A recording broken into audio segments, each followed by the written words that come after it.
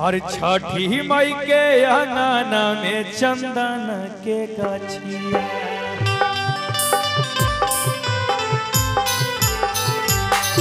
और छठी मई के अंगना में चंदन के गछिया,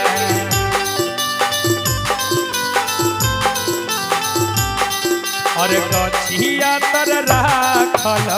उनकर मटिया,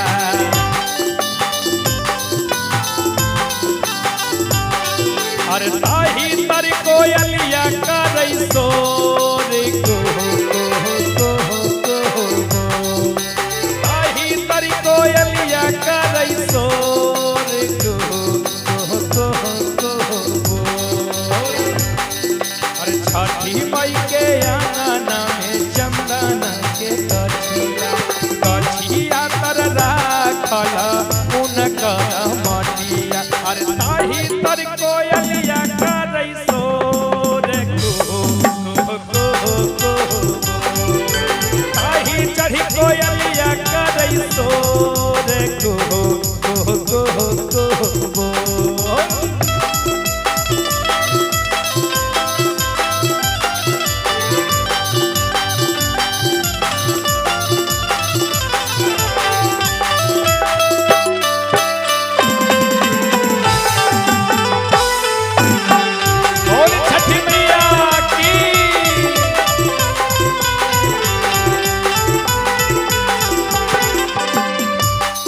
और देवो में कोई लिया जू गई दानावा,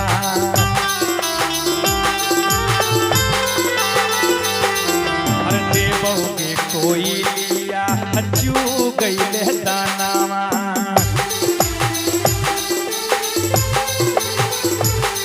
और तहीने के हमारा बताया छठी मैया कहाँ के लगी, तहीने के हमारा बताया छठी मैया कहाँ के लगी। तो इसके उत्तर में कल्पना जी गाए हैं क्या? अरे आज छठी मैया छठिन कुंजर के द्वार पर,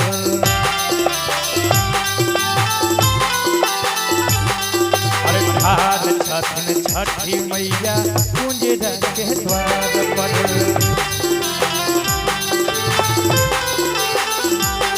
और छठी मैया जानी लो खुलावा के लोभी भेलखिन, छठी मैया जानी लो खुलावा के लोभी भेलखिन।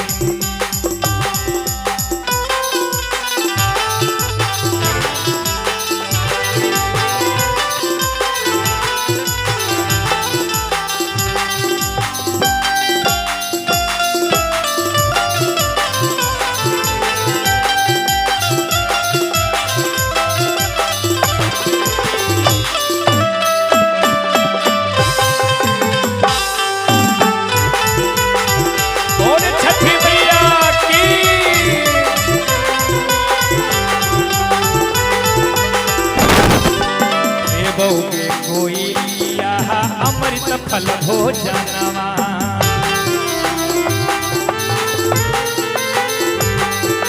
देवो के कोई लिया अमृत फल भोजनवा,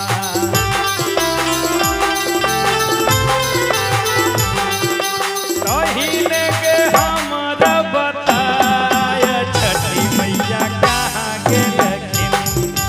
तहीने के हमारा बताया छठी मैया कहाँ के लखिन, तहीने के हमारा बताया छठी मैया कहाँ के लखिन। आड़ छठिन छठी मैया, आड़ छठिन छठी मैया डोमावा के द्वार पर,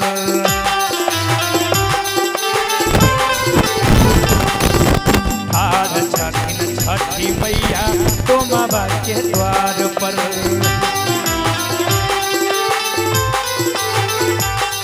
और छठी मैया जानी लो